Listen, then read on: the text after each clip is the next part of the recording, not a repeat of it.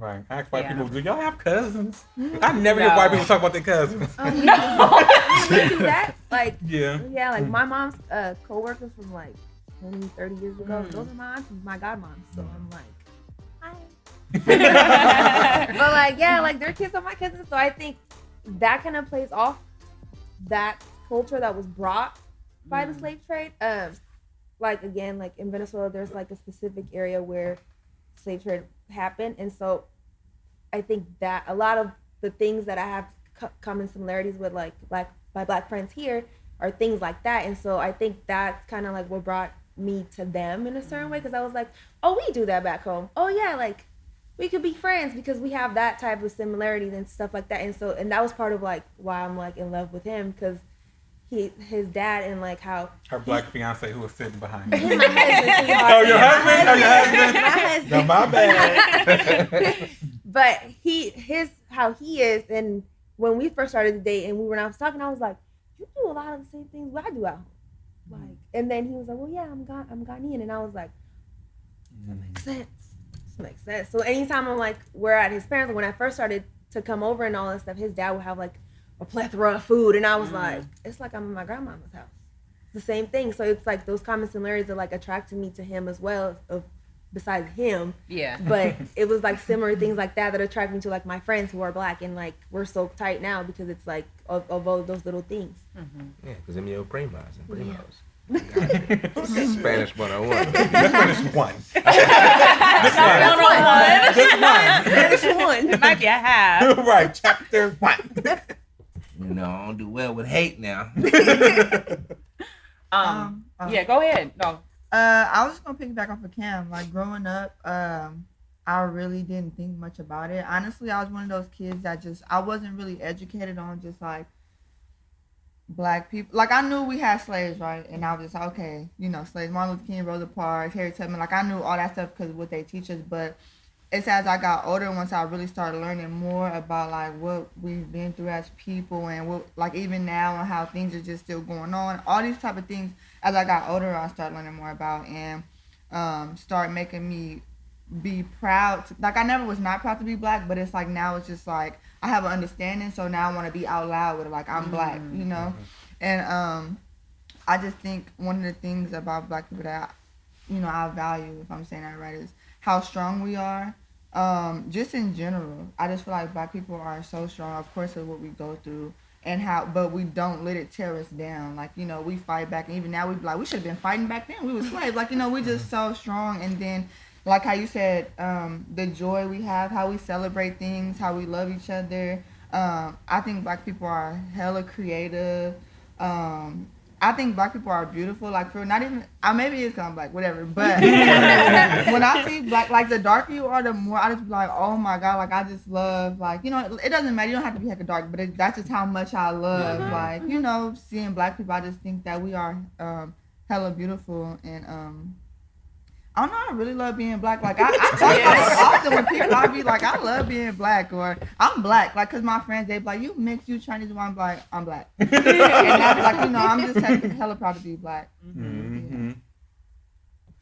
Did you say what you got? Yeah, I said. Oh, okay. Yeah, no, it is really interesting. Like, in school, like what we're taught in school here in the States, our history very much starts with slavery, right? Mm-hmm. And that's about it. Rosa Parks, Martin Luther King, maybe Malcolm X. They don't want to tiptoe too much into that. Right. But African history, what do we learn about that? But we sure will go into European history. For a whole year. They break it up by years.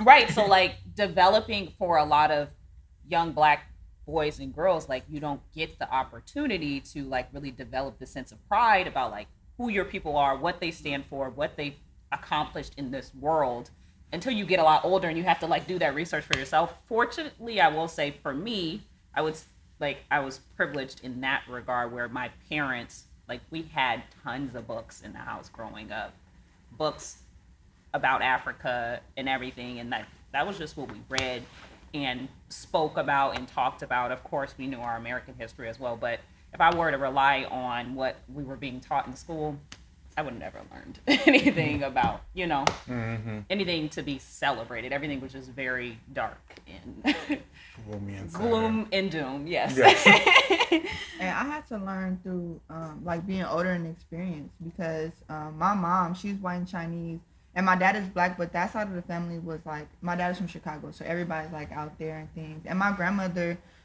she was like my mom, and my grandfather on my dad's side.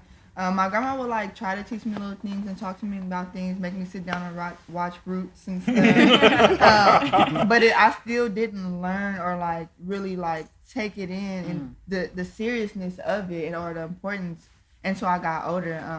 Because I was always around my like Chinese family, and I would experience things that will also that will also alert me about me being black and being different from them. Cause like my grandmother, my Chinese grandma, she had like this, it was like this African statue, but it was like black like this. And she would tell me like, I was a kid, she would always show me that and be like, this how you gonna look when you go to art. She was like, you're gonna be this black when you get older. Or just telling me like, this how I'm looking. It was like a black statue and kind of make me think like, dang, that's wrong. Or like, I don't want to be that black, But now that I'm older, I'm like, okay, I wouldn't care if I was a little more darker, But like, I didn't really learn much about it because my family is mixed or whatever, biracial and stuff.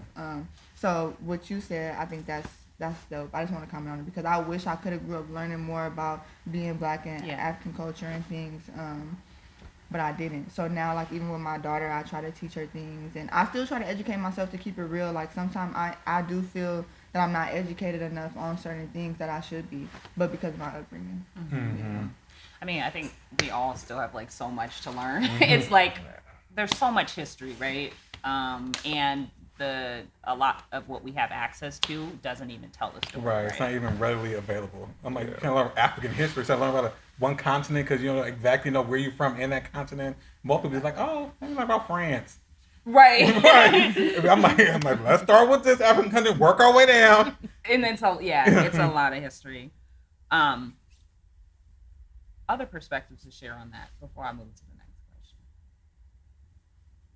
Okay, so the next question is specifically for you. What have been some of the challenges you've faced as a result of your blackness or just being black? And I say as a result of your blackness and separate that from just being black because as we talked about, blackness could be like, your cultural identity, how you kind of, your personality and all those things doesn't necessarily have to be how you appear on the external. So what are some of the challenges you faced? And this can be from people of other ethnicities. It could also be from other black people. So we're going to go there now. So colorism, sexism, classism, all that. Yeah, go ahead. I'll start since I was talking about my family already. No shade to my family. But just growing up, my mom is white and Chinese. She looked white. Some people think she like Hispanic or something. But my grandmother, my Chinese grandmother, I felt like growing up she was racist towards me and my sisters, and especially me because I'm like the darkest out of all my sisters. And so I feel like she will automatically think like if I don't do certain things, I'm gonna grow up and fail because I'm black. And so like she would tell me I have to go to certain schools, like go to Harvard and get certain type of men like with money and things, or like her conversations to me or what she would try to like push me toward, I feel like was different because I'm black. So she felt like she had to I had to go to a certain school, I had to date a certain person to be successful, or else I would have just fell down this like path of being unsuccessful, not, whatever other stereotypes people have on black people. But that's something I went through growing up, being black with my family, is being looked at different, or them trying to make me, I have some Chinese uncles and stuff, and they owned a hair salon, and they wanted me to like move with them and like live with them and work for them because they thought that would be the only way I would be able to flourish and be successful. Is being like raised by them because of what they made their kids doing things. So, yeah. Damn. Oh, I guess I go. Well, I don't know. You had I was something just, to say. I know, I was just responding to that. Like that's crazy. I mean, while you were saying that, it did make me think of some things that I've been through that my family has done, but they didn't do on purpose. You know what I mean? Like, so Rashad's my brother. I have another older brother, and then my Y'all dad. blood brothers? Yeah. The same father. So then I have another older brother, and then my dad, and they all start with R's, and they all dark skinned. So they didn't know it, but growing up subconsciously, it was like, well, fuck, am I really? You feel me? Like, am I supposed to be here? Like they all darker than me. They all names start with an R. It just subconsciously made me feel bad. I'm pretty sure it was something your dad said. Maybe. I'm pretty sure he said something. But yeah, I don't know. That's the type of shit I used to like think about on my own, and it really didn't happen until like I want to say high school. That's when I really started paying attention to shit like that. But then it was like, I'm a light skinned brother. This, I'm gonna call it a day. But then I got darker, and I was like, okay, I don't know what the fuck's going on. But another thing that I've been through being black, especially in high school playing ice hockey, I faced a lot of racism. It's like I was called monkeys and all this other shit, and that's why I always fought so much playing hockey. It's because shit people would say to me. It's like, you black on ice. You're not even supposed to be playing this sport. You know what I'm saying? So it was tough, but it was easy because I could instantly let go of my rage. You know what I'm saying? So it was a good balance to me. But I mean, that was probably the hardest time for me, like especially in sports and being black.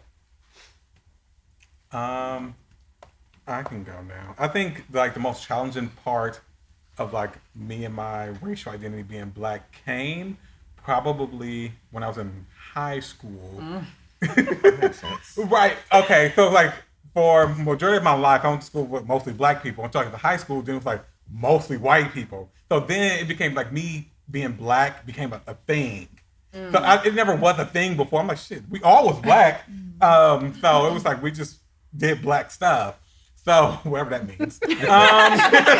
So we did stuff. We didn't think it was like black stuff.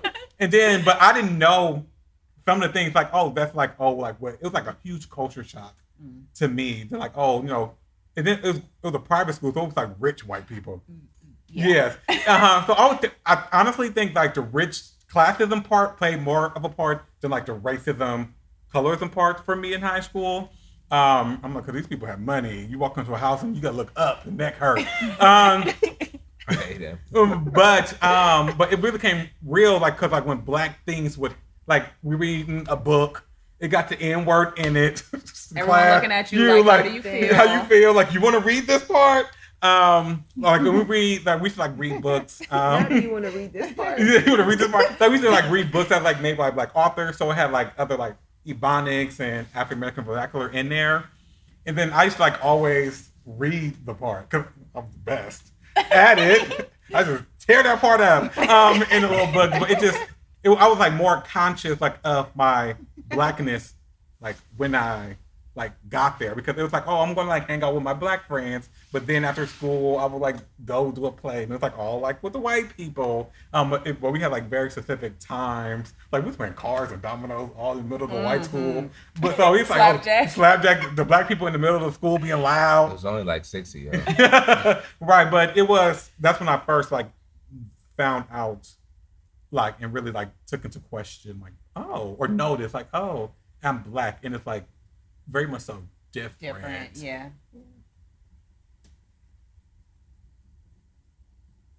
Pix, I see you thinking Pondering, real baby. hard. That nigga stay thinking. What is on your mind?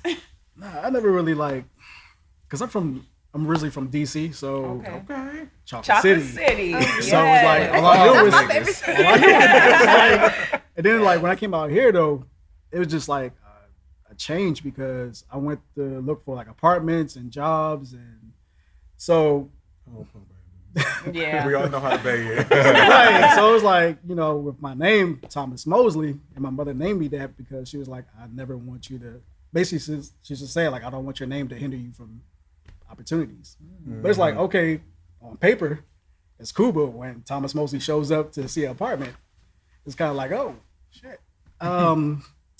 Yeah, you can look around, but I already made up my mind. You know what I mean? So it like just like I never like felt, I guess.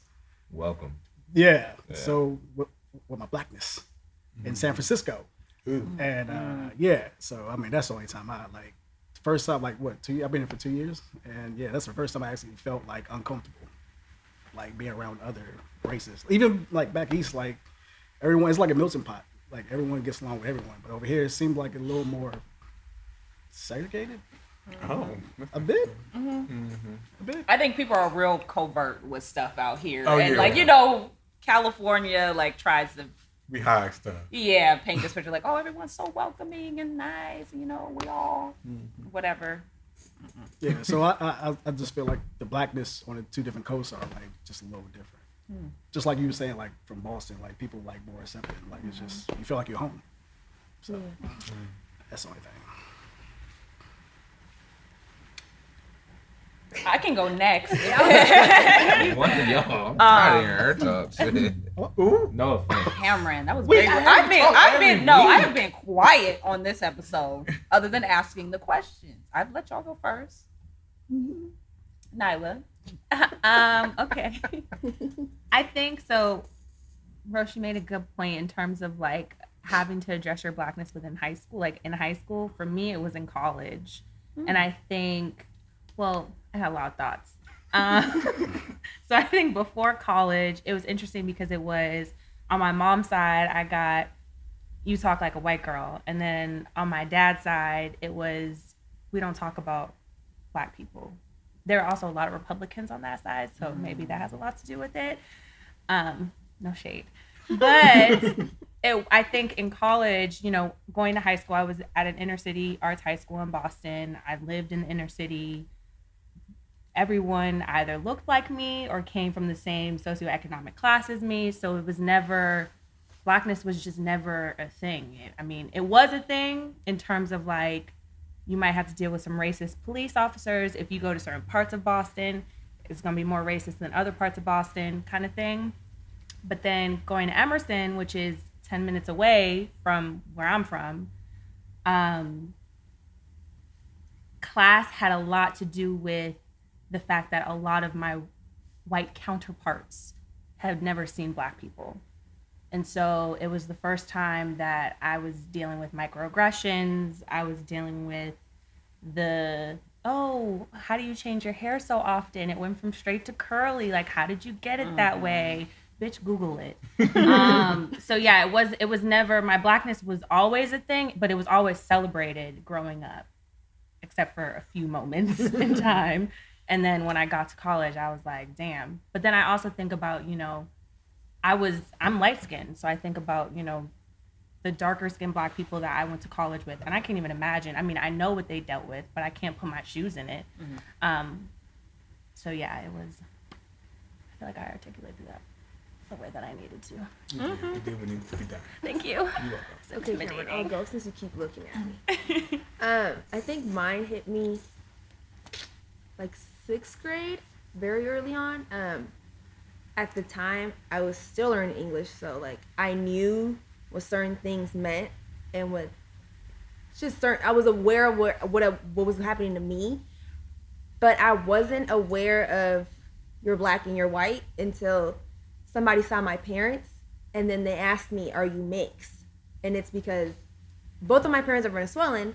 I just have a dad that's white with blue eyes, and my mom is black with curly hair and light brown eyes. And so when they walked into the room, they were like, "Oh, are you mixed?" And I was like, "What is mixed?" And they were like, "Well, your mom's black and your dad's white." And I was like, "No, we're Venezuelan."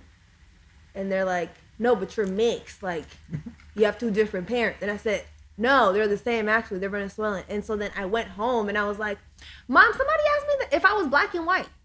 And then my mom like sat me down and was like, "Okay, I'm gonna have to explain this to you now, because in Venezuela I wouldn't have to, but here I am." She's like, "You are black. You're just not black American.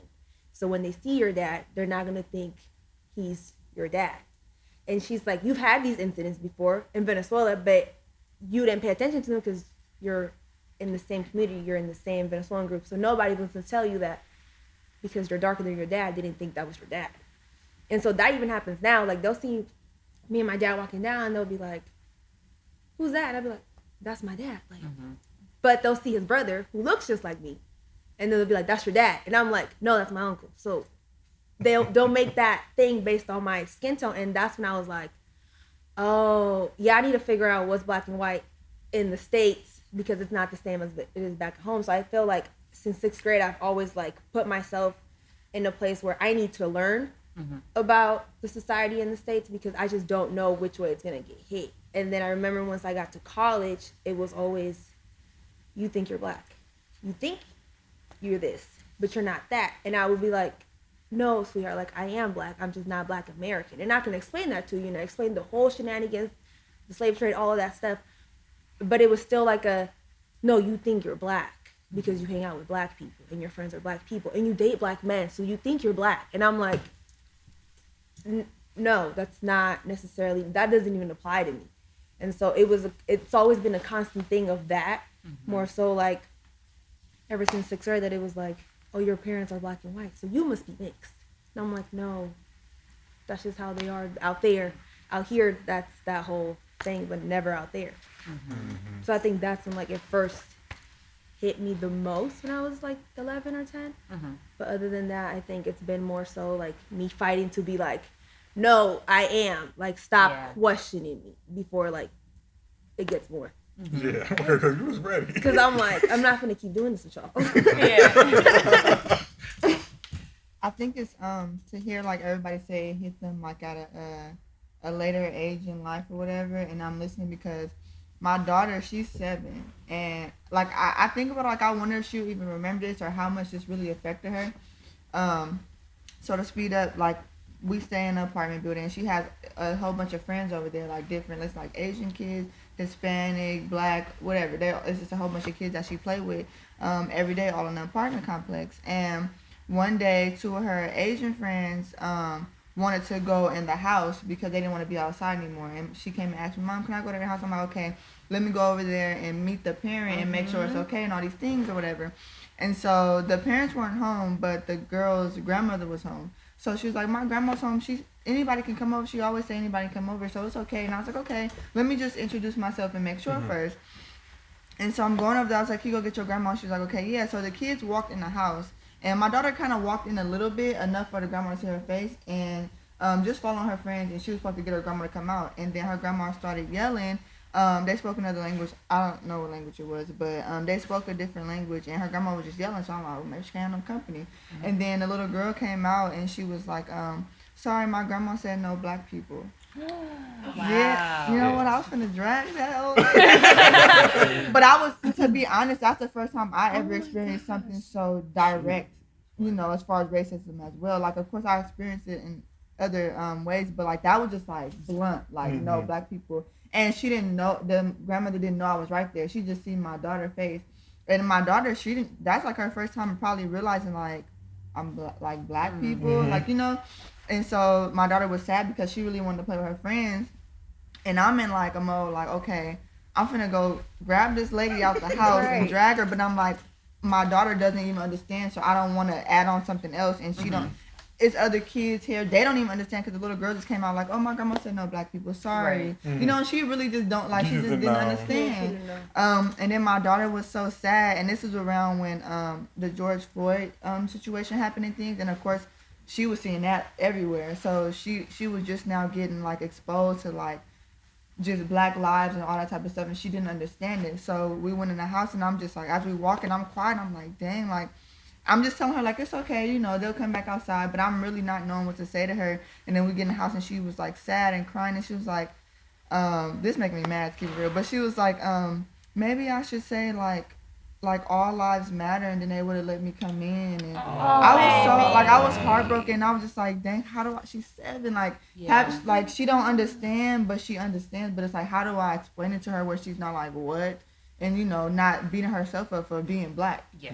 And I just had to tell her, I explained to her, what Black Lives Matter means and why people are saying that. But also, some people are going to feel a certain way and that has nothing to do with you. and your friends love you and they want to play with you, but they can't control what her grandmother feels. And, you know, just have to break it down. But it was just like hearing y'all say, or all of us say that we experienced it at, you know, college, high school. But for her to be 7, I was thinking about like, wow, I wonder if she would even remember that, or like, you know, if that would be something she speaks about, you know, when she gets older. Yeah. But I was with Girl, I would have ran into her.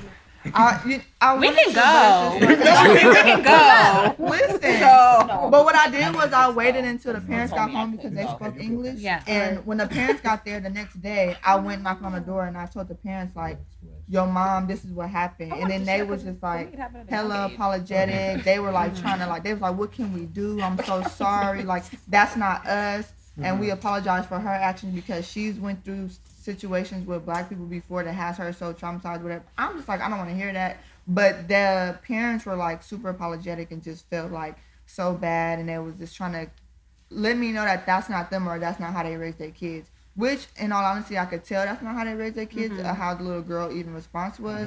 But I didn't drag her, you know. Yeah. But it was just because like when you're not in that situation, you think about it like, oh, I'm for sure dragging her. But when you are there, your kid is right there. And if she don't understand or they don't understand your child, it's like you think on a deeper level of like, even if I do drag this lady, at the end of the day, this still happened. I still have to explain this to her. And the lady is still going to be how she's going to be and even be more hateful because I'm Right. black and I'm dragging her. So now she has no other reason Yeah. to feel that. I wonder if her family said anything, because I do think like while She did. being The apologetic little girl told her mom and dad what happened. So when I went to go approach them because they spoke Yeah. English, they had already knew, and they were just immediately like, I'm so sorry, like hella apologetic. What can we do? They came over, they brought like some skates over for my daughter on her birthday, and like they just was like, you know, really trying to show. And they was like, whenever she want to play with them, they always outside. It's no problem. Like they were just trying to really let me know that that's not them or how they feel. What goes on in their home, I don't know how they really truly feel, but that's what they were trying to portray to me. But the grandma, she never said nothing or anything. Yeah. So I didn't get to go because Cameron told me I couldn't speak. But on that note, we are going to wrap up part 1, and Cameron might not be here for part 2. But stay tuned for the next episode where we will continue this conversation, and maybe I'll get to speak or something. Just maybe. Nah. Toodaloo. Oh yeah, I forgot to. Toodaloo. Watch it on YouTube, Spotify, Apple Podcasts. I'm so sorry. Remember to like, subscribe, click that link, drop comments below. Tell us what you think about some of the topics that we talked about on this episode. Follow us at Next Topic Podcast on YouTube, Instagram, Spotify, Facebook. Listen, Apple Podcasts, all that stuff. Yep. You can follow me on Instagram at CoolKey, CoolKeys. Oh, we doing all this. Might as well. You made me do that. Yeah. Follow me on Instagram and Twitter at shots_space. That's SHADS_SPACE. You can follow me on everything at Clicks by Cam. That's KLICKSBYKAM. Follow me on Instagram at Ariel ARIL.MEII. And then you'll find everything else from Instagram. Oh. Check what they tag me on, because I can't even think of my username right now. Yeah, same here. Well, you can follow me on Instagram Not with the foot. Follow through. at Pick7. That's _PIX, the number 7. You are from DC. I'm sorry, on the radio. Okay, now Toodaloo.